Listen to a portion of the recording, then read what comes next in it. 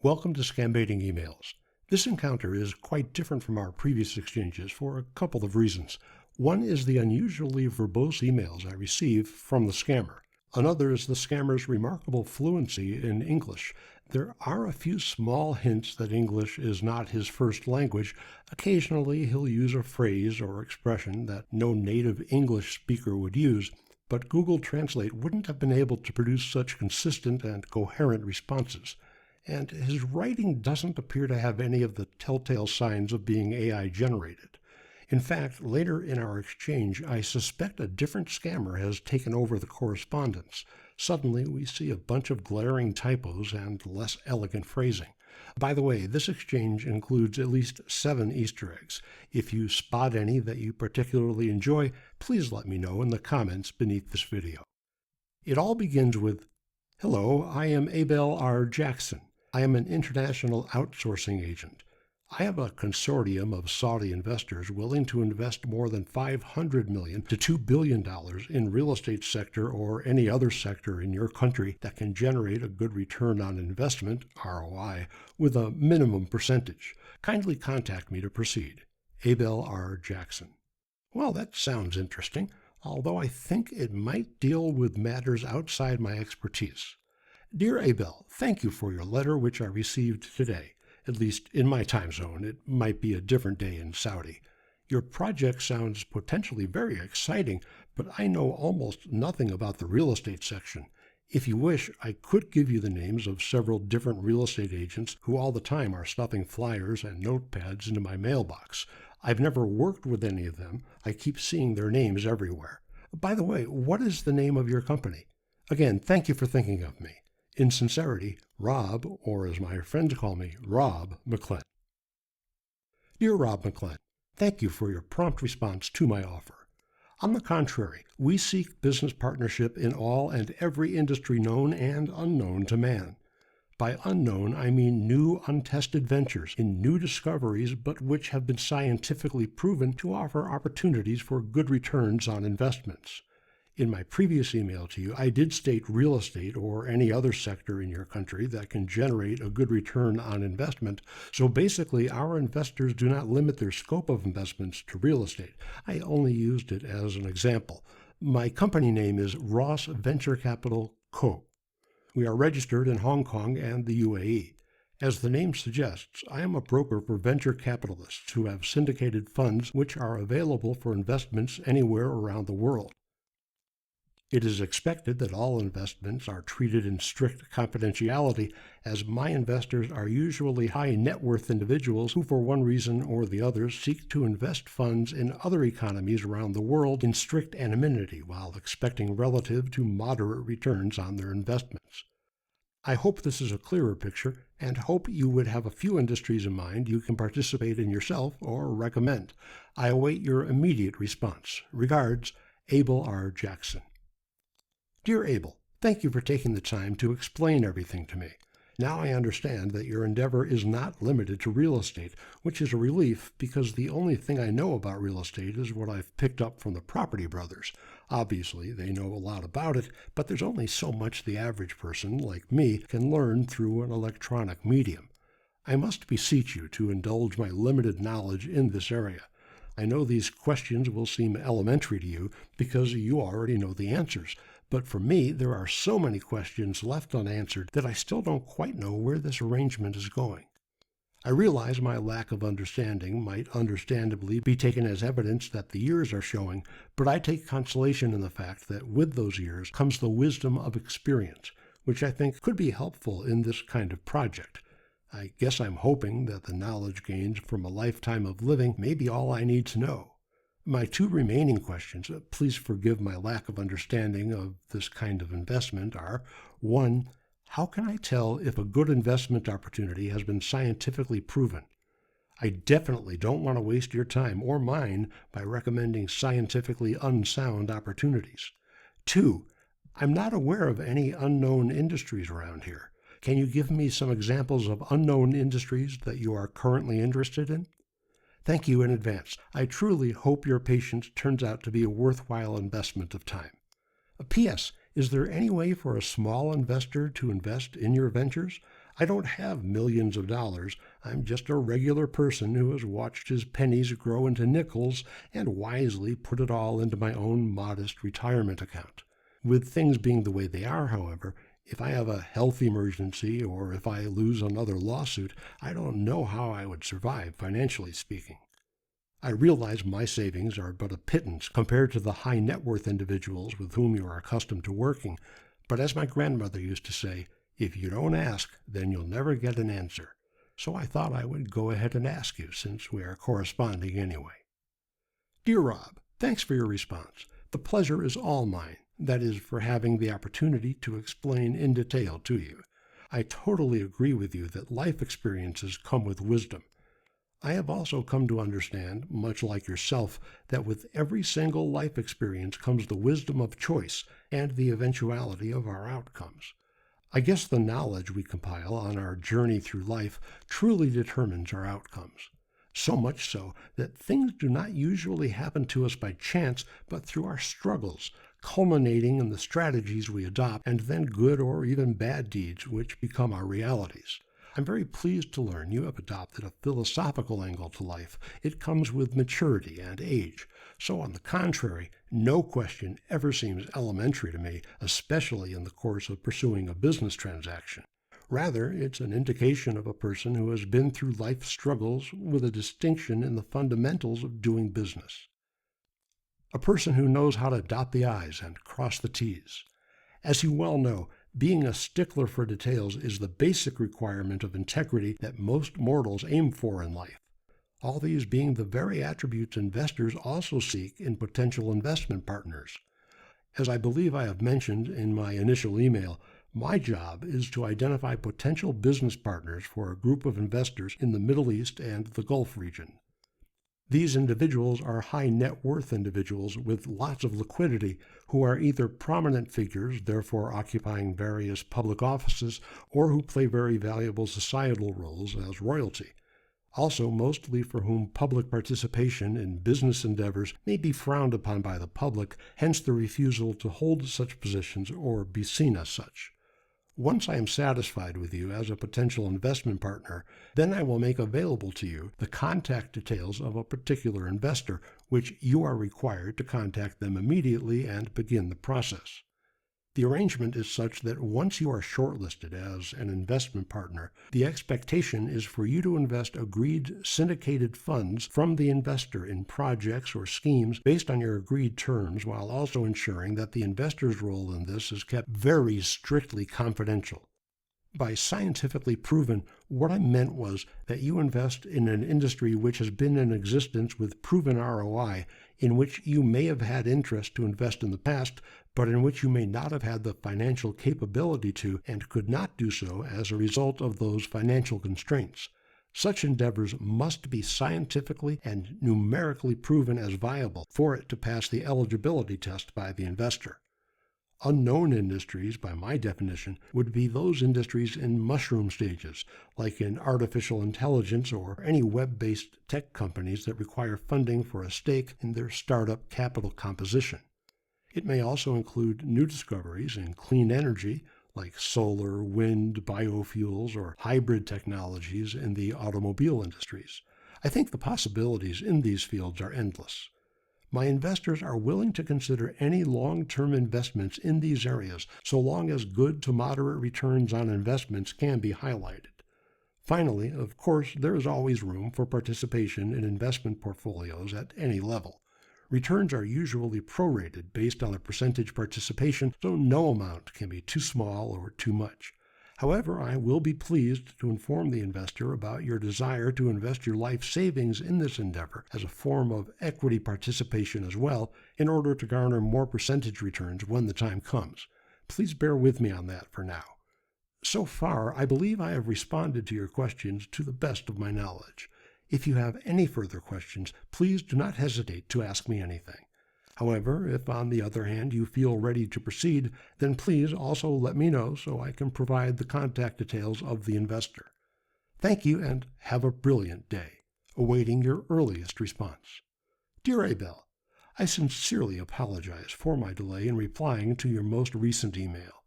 I've spent this past week trying to find a nursing home for my wife, Wilma. Unbelievably, her foot was run over by a licensed commercial ice cream vending truck just 1 block away from our house. Technically, it was around the corner. There's a 3-way stop at Penny Lane, but it seems that these days no one pays any attention to stop signs, and as a result, other people end up paying the price for those illegal drivers. I don't really understand all the medical details, but the doctor says the tiny pebbles that infiltrated the wound caused significant soft tissue damage that precludes her rehabilitation from being adequately managed here at home, even with my help.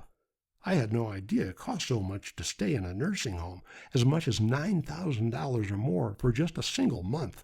That is far beyond our means. To me, that's a mountain of money, and we have only pebbles, metaphorically speaking, and Medicare won't pay for it. Finally, we found a place that will take her for a couple of weeks. It's not the fanciest place I've ever seen, but they assured me that several of their nurses are certified and should have no trouble figuring out what to do to help Wilma's recovery progress in a helpful manner. Wilma has always been the bedrock of our marriage, and with her not here with me, I can't even find everyday things like where we keep the paper towels or which TV remote does what. But I do want to thank you for sharing with me your perspective on life and things. Especially at a time like this, it really made me think. I've definitely been through life struggles. I wish I had known years ago that the biggest thing I needed to acquire more wisdom was to live longer. I probably would have started sooner. I know it's a cliché, but as that old Amish saying goes, we grow too soon old and too long dead. What happens when I contact a particular investor? I don't want to disappoint you, but I wouldn't even know what to say to them. Is there a script that I would be reading out loud to them over the phone? I do absolutely promise to keep everything very strictly confidential, but first I would need to understand what it is so that I won't accidentally say something that unwittingly reveals the wrong thing or that makes them doubt my knowledge and experience in whatever it is we'll be talking about. Although I realize these might be two tiny potatoes to interest high net worth individuals from a completely different part of the world, I did think of two unknown industries that are very successful here, but probably people who live elsewhere wouldn't know anything about them. And also an ambitious idea I've long been keeping secret, but which I'm sure, with enough financial backing and investment savvy, could become a huge industry worldwide. The two unknown local industries are, 1, smudge pots. I'll wager that because of their unknown nature, you've never heard of them. Smudge pots are used during times of cold weather to keep the orange crops from freezing, which would render the oranges worthless. Here in Florida, growers produce 2.2 million metric tons of oranges each year, and that's just in Florida.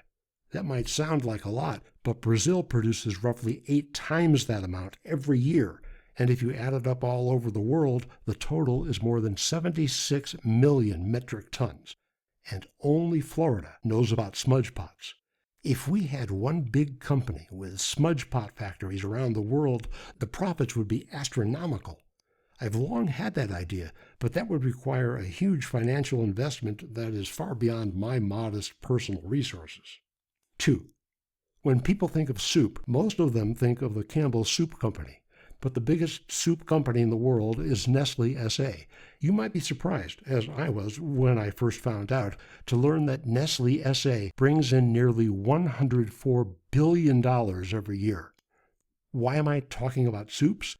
Because in this part of Florida, the absolutely #1 favorite soup is called Palmetto Bug Stew. Unless you have lived in Florida, I'll bet you've never heard of it. If so, that's exactly my point. If we started a company whose flagship product was Palmetto Bug Stew, we'd have literally almost the entire world as a brand new market for a unique soup that people actually love. 3. This is an idea I have had for many years. I always had thought of it as just a local thing in my community, but now I realize there's no reason this wouldn't be just as successful in the Middle East or the Gulf region or even Asia and anywhere in Europe plus South America. A subterranean golf amphitheater. Now, at this point, I might mention that I have no idea what that means. Surprisingly, as far as I can tell, no one ever has launched one anywhere yet. We would have to engage a good architect to create the prototype as kind of a proof of concept test, but if this isn't a sure thing, then I don't know what is. Deep underground, shadows dance with light in a subterranean golf amphitheater. Imagine pristine emerald fairways carved into rock, lit by God rays through fissures. This architectural wonder blends sports thrill with hidden world's grandeur. Every swing echoes through arches. Abel, I must hasten to add that I realize these ideas are fresh and original. People who invest in them, by definition, must be far-seeing and able to recognize a unique opportunity, even if it's something they've never thought of before. I am sure that even rich people who are interested in untested ventures might have a walk-don't-run attitude toward novel ideas.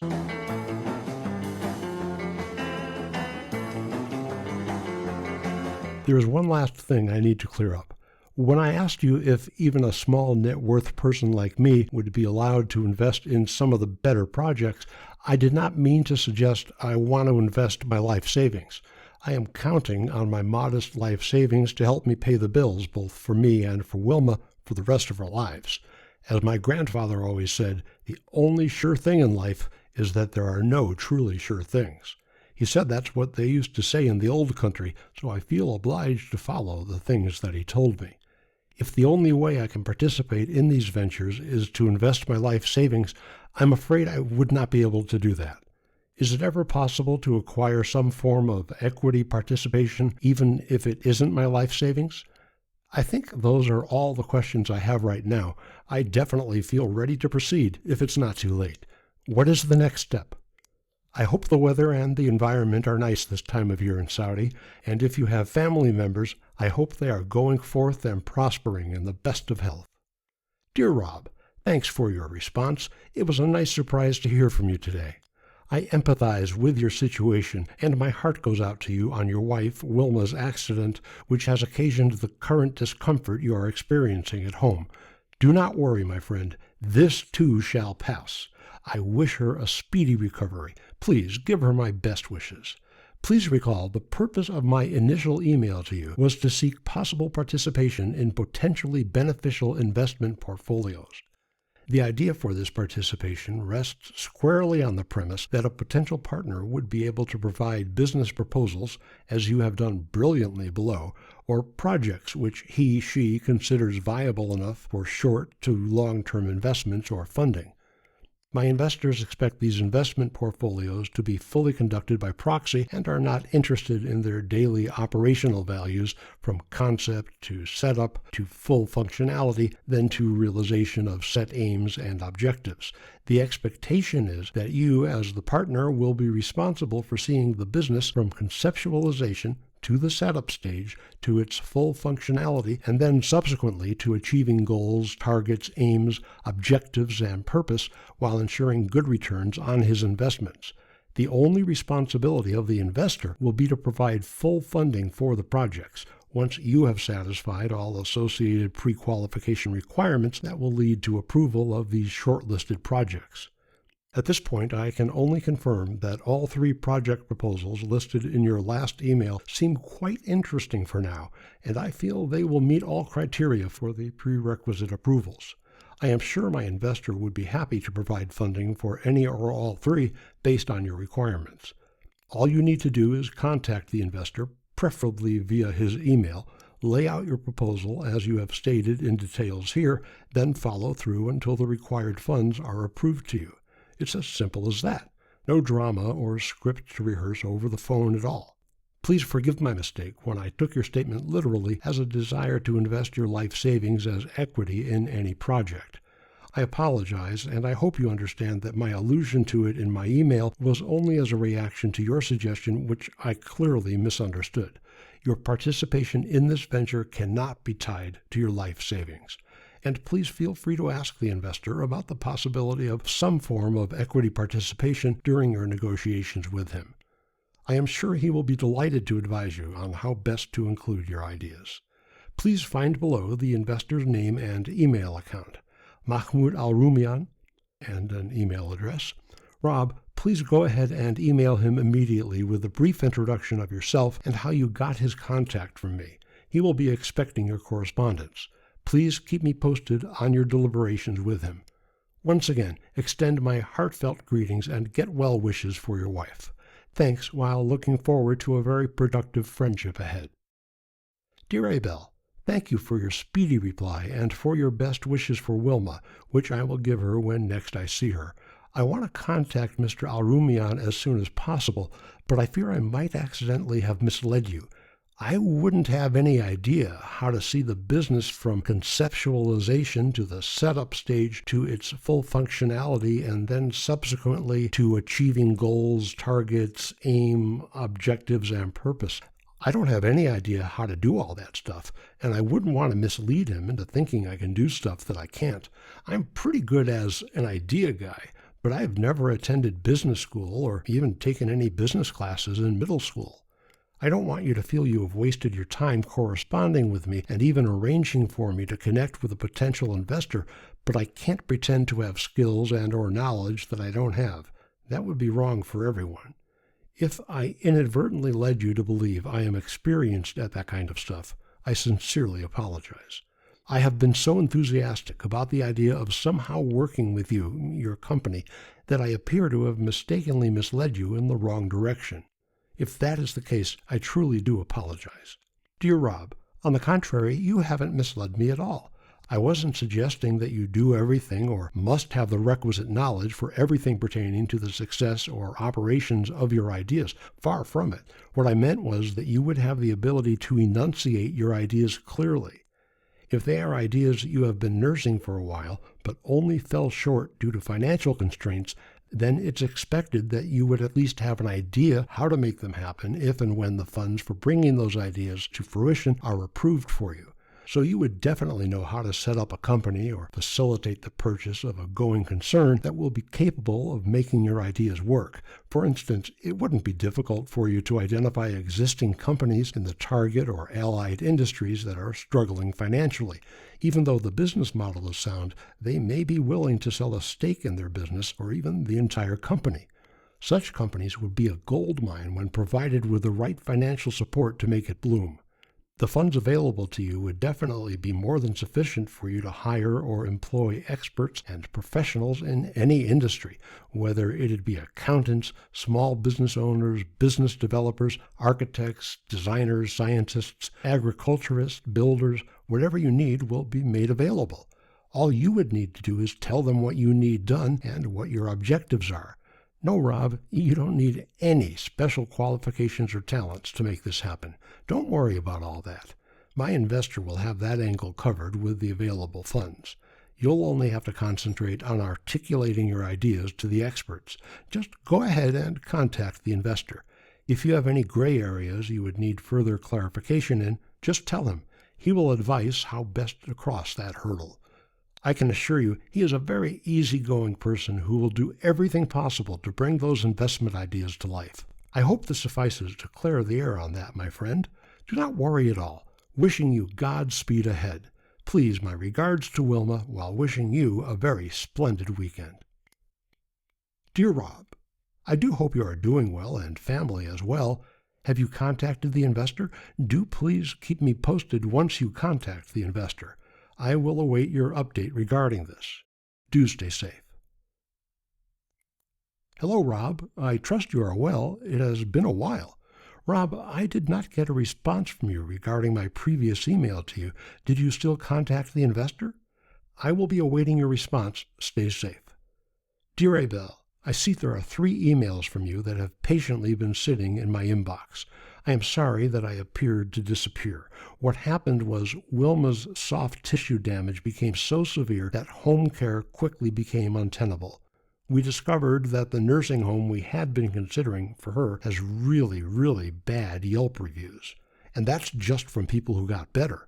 Probably if the people who died there could leave a review, which is ridiculous because obviously they can't as a result of conditions, the rating score would be even lower. I apologize for my recent silence. I have been spending all of my time trying to find a different nursing home that we can afford to pay for. You wouldn't believe how expensive they are, especially the ones with higher ratings. To use a common hospitality industry metaphor, the good ones charge Ritz-Carlton prices while I'm on a Super 8 budget. The place we finally chose isn't at all fancy. Wilma has to share a room with 2 other ladies, and because the cheapest plan doesn't include meals, as you can imagine, there's considerable bickering over whose turn it is to use the teapot or the mini fridge, which is just like a hotel's minibar except it's empty. The home, as everyone calls it, is very non-frills. They make a big deal out of the fact that they offer Eastern Airlines frequent flyer points, but when your foot is trying to recover from soft tissue damage, even the very idea of taking a trip somewhere is ridiculous, in my opinion. It feels like I'm juggling flaming torches in a windstorm, and I don't expect it to get any better until she completely heals or dies. Oh, and the other thing I've been spending all my time with is dealing with the commercial ice cream vending truck's insurance company. They keep saying it was Wilma's fault, which it wasn't, or maybe an act of God, or just one of those things, and so far they're refusing to pay any of Wilma's accident-related claims. I still plan to contact Mr. Alrumian as soon as possible, per your previous instructions in the email you sent me previously. I do have a couple of questions about that. 1. Do I say I am employed by Ross Venture Capital Co.? 2. If so, what is my job title? 3. If I don't say I'm employed by Ross Venture Capital Co., how do I introduce myself to him? 4. After saying hello and telling him who I am, how do I broach the discussion of the 3 ideas which you thought would be good for him? With the sudden, unexpected drain on my financial reserves, I am eager to start working with Ross Venture Capital Co. and with Mr. Alrumian. Once again, I tender my sincere rue for having taken so long to reply to your most recent emails. After I send off this message to you, I shall move forward to your 2nd and 3rd emails that I haven't yet opened. P.S. Where does Mr. Alrumian live? For example, in what city and country? Does he have a profession, or is he simply a high net worth investor? Knowing something about him in advance will, I believe, help me immediately to establish rapport and begin building a relationship of mutual trust for both of us. And now I continue to reply to the 2nd and 3rd of his emails. Dear Abel, I and my family are doing well, except for my wife, who is trying to recover from an unplanned serious injury. I haven't yet contacted the investor, but once I do contact him, I'll keep you posted with an update. Dear Abel, I am sorry for taking so long to send a response to you regarding your previous email to me. If you check your email inbox, you should find 2 previous emails that I sent to you just a little while ago. Those emails do a pretty good job of explaining why it appeared that I disappeared for several days. Mostly all of my waking and sleeping hours have been preoccupied with trying to find an affordable temporary nursing home for Wilma, my wife, to help her recover from a really bad injury with which she was afflicted recently. P.S. I plan to contact Mahmoud Alrumian as soon as possible after I receive some additional information about which I inquired in one of my 2 previous emails that I sent prior to this one. Dear Abel, a quick update. We have taken my wife out of that awful nursing home because my niece, Penny, flew out here to stay with us until Wilma has recovered sufficiently so as not to need assistance. Penny is a certified nursing assistant and is the daughter of my brother, Schuler, although to this day I call him Sky because when I was little I couldn't pronounce Schuler.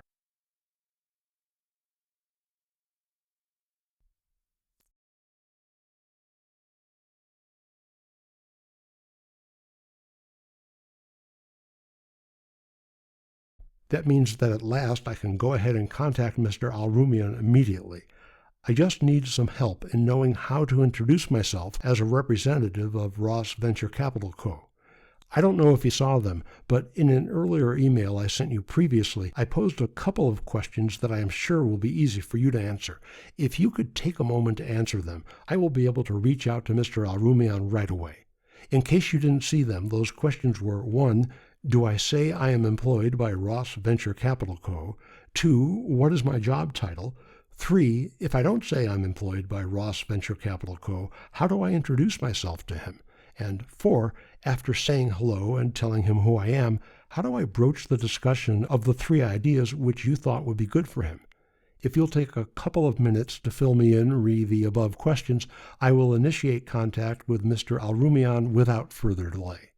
Thank you for your help and your understanding. I promise to do my best to justify your confidence in me. Dear Abel, it's been almost a week since I heard from you. I know that at the time you were anxious to find out if I had contacted the investor, Mahmoud Al-Rumian, yet. Normally I do things right away. I'm not a procrastinator, but the medical and insurance events of the past couple of weeks have taken up every waking moment that I've had. If it's not too late, I am positive it would help if you would take just a moment to give me some advice on what to say to him. Please let me know as soon as you can whether Mahmoud Al-Rumian is the first investor I should contact, and I promise to take swift, prompt action. P.S. Again, I apologize if my personal family issues have caused a problem for you or for the people you work with, either directly or indirectly. Dear Rob, good to hear back from you. Hope Wilma is getting better and in good hands at a proper facility where she's well looked after. My friend, I understand the situation quite well, and it's why I suggested we take a few days off to enable you to get things sorted on Wilma's medicals before we proceed. I'm glad you have given the green light for readiness to proceed. Please go ahead and contact Al-Rumian ASAP. Like I said, there's no specific protocols to be observed, just a normal business call. You do not have to inform him you work with Ross Venture Capital. Just say you were given his contact details by Mr. Abel Ross of Ross Venture Capital to explore possibilities of accessing some investment capital courtesy of his family's financial pool. That's all you need to say after your initial brief introduction and exchange of pleasantries. He may at that stage want to know a bit about your work, business experience, in which case I'd expect you to tell him. I believe that to be all that's required from you when you make contact with him. If there's anything Mr. Rumian would specifically like to know, he would ask, I'm sure. But rest assured, he is a very cordial and straightforward individual. Please give my warm regards to Wilma, and as always, wishing her a speedy recovery. By this time, this correspondence has pretty well exhausted me, so now that supposedly I am writing to a different person in the scamming operation, I decide to adopt a more business-like approach. Dear Mr. Al-Rumian, although as far as I know you don't know me, a good friend of mine, Abel R. Jackson of Ross Venture Capital, suggested that I contact you regarding certain investment opportunities which, when I mentioned them to Abel, he thought would be perfect for your situation. As I understand it, your family has a financial pool filled with a substantial amount of investment capital. Abel was especially complimentary of your unparalleled ability to recognize highly profitable unknown industries. I have 3 such opportunities for qualified investors. Each could individually become a unicorn within 2 to 3 years of launching. Therefore, our best-suited investors would be HNWIs. None of these ventures should be considered high-tech. They do not rely on bleeding-edge technologies. Rather, their strengths would rest upon their unique abilities to wrest dominant market shares from existing long-proven markets.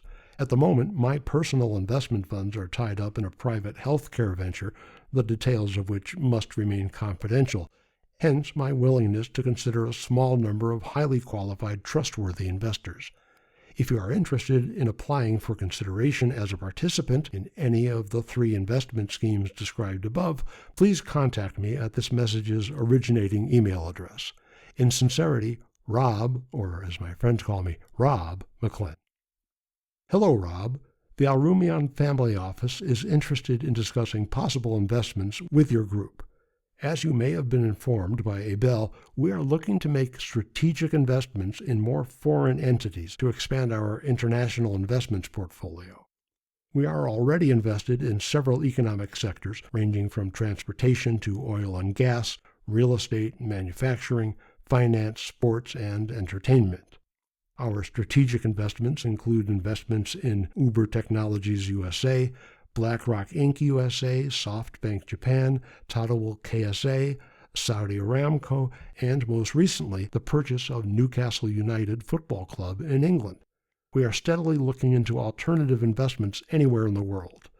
Our new focus is on North America and Oceania territories. The size of investment is anywhere between $10 million US dollars up to $100 million US dollars. In some more complex deals, we can invest up to $500 million US dollars. I will be available for a call this week to discuss possible investments with your group. Please provide a phone number where I can reach you for a call. I am currently in Cyprus for facility inspections. My phone number in Cyprus is, and he gives a phone number. You can also contact me via WhatsApp. I look forward to speaking with you soon. Kind regards, Mahmoud Al-Rumian.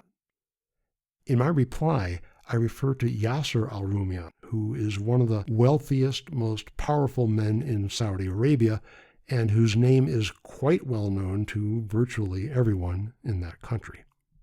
Dear Mr. Al-Rumian, thank you for your prompt and detailed response, outlining the breadth of your family office's investment activities. It is encouraging to see such extensive global engagement in your portfolio. May I ask what your relationship is to Mr. Yasser Al-Rumian?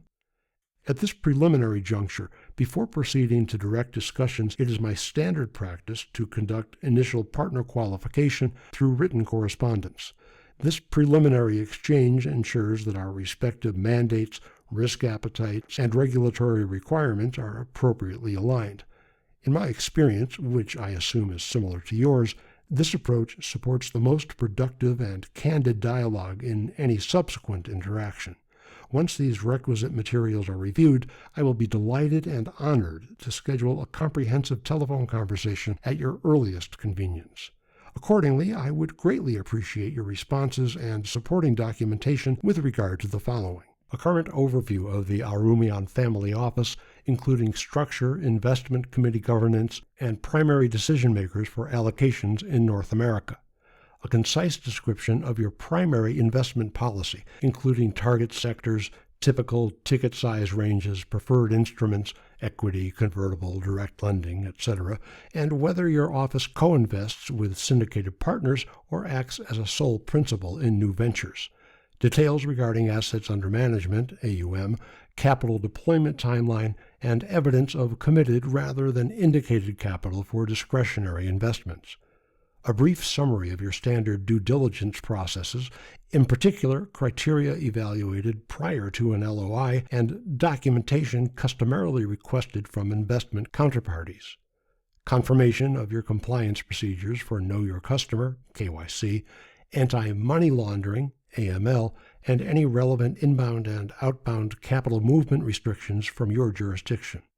The names and jurisdictions of any regulated entities through which investments are typically structured, SPVs, feeder funds, or direct allocation, disclosure of any minimum or maximum holding periods, liquidity constraints, or lockup provisions typically required of partners, a copy of your standard non-disclosure agreement, NDA, and, if available, a sample term sheet reflecting recent transactions of comparable scale.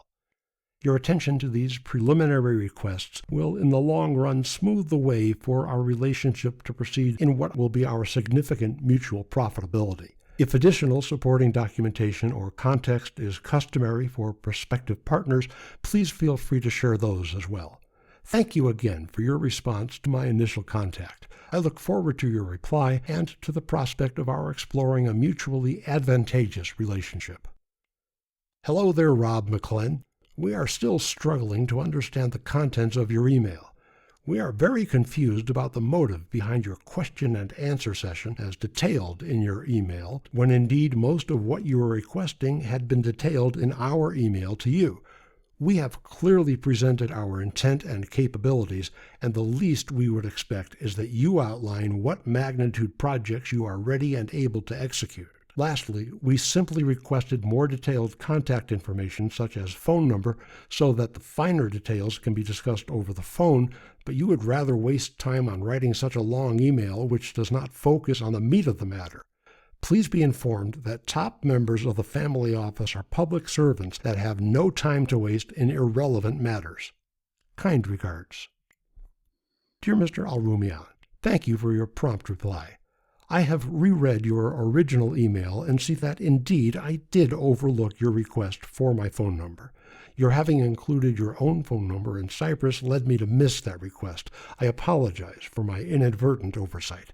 My telephone number is, and I give a telephone number. I must, however, take issue with your statement that you already have provided much of the pro forma information I had requested. Most notably, I was puzzled by your reluctance to confirm compliance with essential regulatory standards such as KYC and AML. These safeguards are far from mere formalities. They are foundational to ensuring that investment activities are conducted responsibly and with full awareness of all parties' identities and backgrounds. Confirming adherence to these protocols is standard practice and shields all parties against risks such as money laundering, fraud, and reputational damage. That standard list of non-intrusive questions is important to any professional transaction, for the obvious reasons and also because at the moment I currently am navigating a significant existential family health crisis. At a time such as this, I'm sure you agree on the importance of relying even more on well-established procedures to avoid future misunderstandings, especially given the geopolitical situations in our respective parts of this world. Similarly, I was surprised that given his positions in the political, societal, and financial communities, you did not address my earlier question regarding your relationship to Mr. Yasser al-Rumayyan. Transparency of such connections is a standard aspect of initial disclosures in investment discussions, particularly when significant capital is involved. Again, I apologize for having overlooked your request for my telephone number, and I look forward to a fruitful and mutually rewarding relationship. And whoops, after sending that email, I realized I had made an error in my response, so I hastened to correct it. Mahmoud, when filing our latest email exchange, I was mortified to discover that after all that talk about phone numbers, somehow I managed to make a typo in the email I most recently sent you. Although the area code here is 863, I noticed that in yesterday's email I mistyped it as 853. My correct telephone number is, and I give him a telephone number.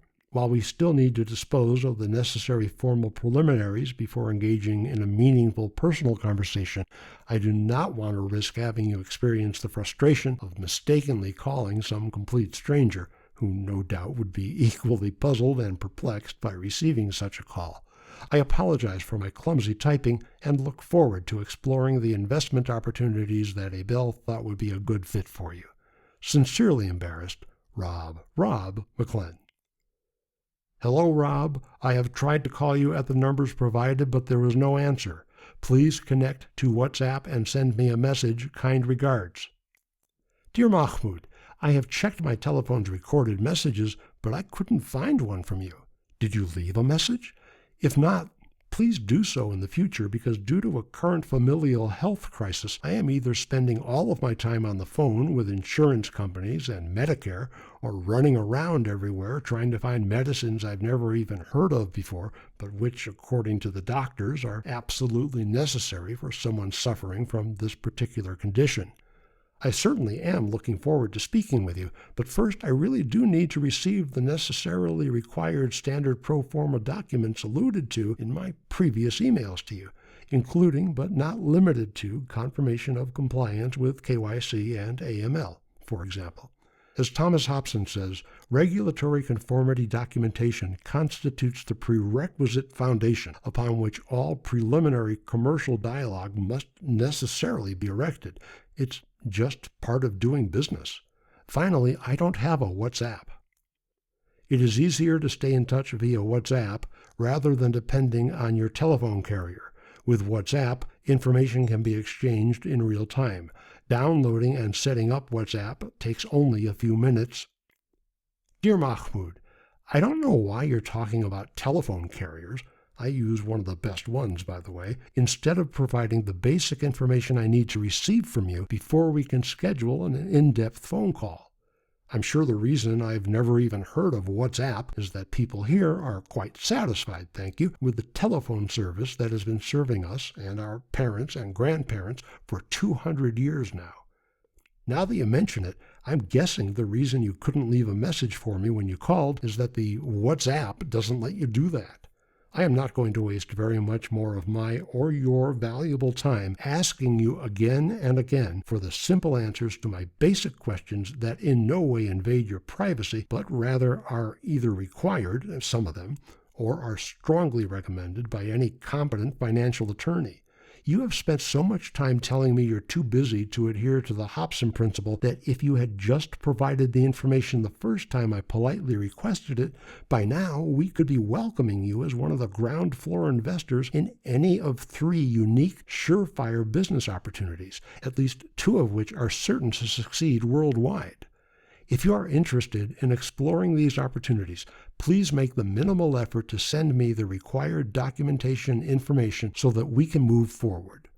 I do not speak with prospective investors until after such information has been provided. After receiving such a stern scolding from me, I'm sure he'll finally respond with the information I've been asking him for. Okay, have a great life, and good luck with your family health challenges. Well, that was unexpected. I'd better tell Abel about this. Dear Abel, I thought I should give you a quick update re Mahmoud Arumian. Unfortunately, he wasted a couple of weeks of my time, repeatedly refusing to send me the most basic business introductory information to help lay the foundation for our first in-depth introductory telephone conversation. One of the first warning flags came when he refused to reveal the nature of his relationship to Yasser Arumian, acting as though he never heard of him. That was particularly interesting, inasmuch as the stocks and properties he claims to own precisely mirror those of Yassir's. In fact, I wouldn't be half surprised if he just copied and pasted from Yassir's Wikipedia page, assuming he has one. Oh, he also claimed that he called me, even though I patiently explained to him that prior to conversing on the phone we needed to exchange some very basic information, but that no one answered and he didn't bother to leave a message, apparently because even that would have demanded too much effort from him. Anyway, my purpose of writing to you now isn't to complain about Mahmoud Arumian, but rather to let you know that he turned out to be a dead end. Whom should I call next? I'm anxious to get a jump on the opportunities you and I discussed before some competitor gets wind of them and attempts to beat us to the punch. I'm sorry not to be reporting better news, but I believe it was Willie Pep who said, "Without setbacks, you can't have comebacks." Please advise me re our next prospective investor and his or her contact information. I shall promptly send him or her an email right away. Thanks. In Abel's reply, you might note how suddenly it includes lots of typos and how his verbal responses are noticeably less fluid than they had been. Dear Robb, how are you? I hope Wilma has fully recovered and back on her feet again. I'm a bit short for words at your condemnation of Mahmoud's supposed response to your queries. I was never under the impression that you were investigating him. That is news to me. The Mahmoud I have known for years and come to respect and admire so much would never act in the derogatory manner you described him in your comments. He is a very keen investor and does not deny anyone access to himself or his family. I find it strange that you suspect he is unrelated to Yassir, who happens to be the patriarch of the Arumian family and evasive about who he really is. I wonder why you have this impression of him. It's unfortunate that you have this mindset regarding an individual whom you never have met or had any previous dealings. Prior to your email, Mr. Mohud had already indicated to me your reluctance to speak with him on the phone, notwithstanding the number of times he tried to call you or communicate. In my mind, I'm thinking Mahmoud should be the one concerned about your identity, integrity, and track records, not the other way around. It's laughable that you think a man who has money to entrust to you as investments should first prove himself to you. If this is the way you operate, I'm sorry I cannot introduce any other investor or connect you with one. I regret the time I waited, hoping you would take this seriously enough to act on it while Wilma was indisposed following the unfortunate accident. My advice, if you are honest and determined to make this work, is to call Mahmoud and appeal to him for your inappropriate demands, then see if he will acquiesce. Have a pleasant day. Dear Abel, I deeply apologize for having appeared to disappear on you for. I think maybe I made a typo. I won't bore you with the details, but this time the delay was caused by my becoming really sick, With the current weather, the flu bug is hitting a lot of people, but I'm sorry for having mysteriously disappeared like that. Thank you for asking about Wilma. Her condition hasn't changed perceptibly, at least as far as I can tell. I am very glad I was smart enough to stay away when I had the flu. I never said I was investigating Mahmoud Arumian. I only reported accurately that in order to be properly prepared for the proposed in-depth telephone conversation, he refused to share with me the most basic information about his business. He kept saying it's a family business, and that should be enough for me to know. You know, a family business, like the mafia. Now, I am not actually accusing him of being in the mafia. Prior to contacting Mahmoud Arumian, I spoke with my cousin, and internationally known, to others in the legal profession that is, to the general public, I'm sure he's at least as unknown as I am, barrister based in the tropical resort town of Hull, England, but who retains his U.S. citizenship. He advised me that any initial telephone conversation should be preceded by the exchange of certain standard, non-invasive documents that are pro forma, his words, with international business partnerships. It's a bit like simply exchanging business cards, only more so. Mahmoud Arumian seemed especially unwilling to confirm his company's compliance with AML. Why would a legitimate businessman be unwilling to share a copy of his company's anti-money laundering certification? There is one thing regarding which I feel obliged respectfully to correct you. I never said I suspect he is not related to Yasser Arumian. At first, I naturally assumed he was. I simply asked him what his relationship to the famous statesman is. Brother, son, cousin, etc. I never asked him point blank if he's a brother, son, cousin, etc. I simply and politely inquired as to his relationship to Yasser Arumian.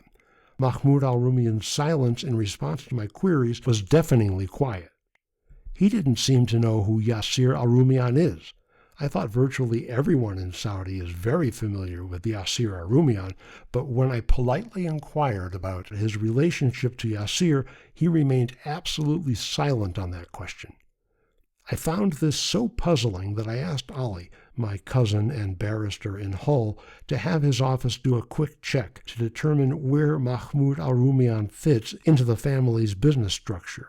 Ali told me they could find no reference to him or to such a family business in Forbes Middle East, Arabian Business, or Arab News, publications with which I'm not familiar, but which I assume you can confirm are reliable sources of information concerning the region's world of high finance, and that rather Yasser Arumian is in charge of something called the PIF.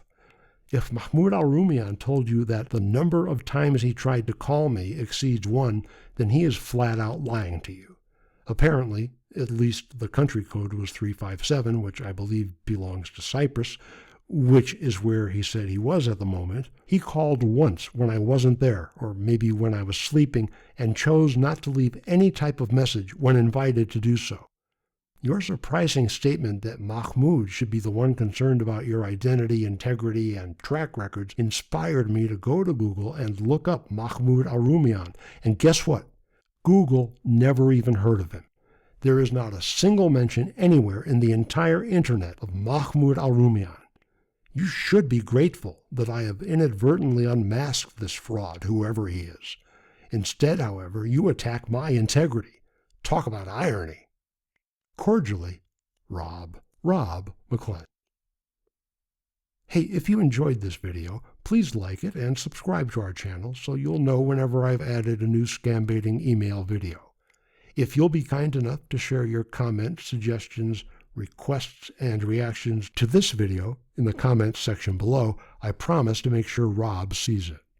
It's been an honor to share this Scambaiting adventure with you. In sincerity and on behalf of Robb McClellan.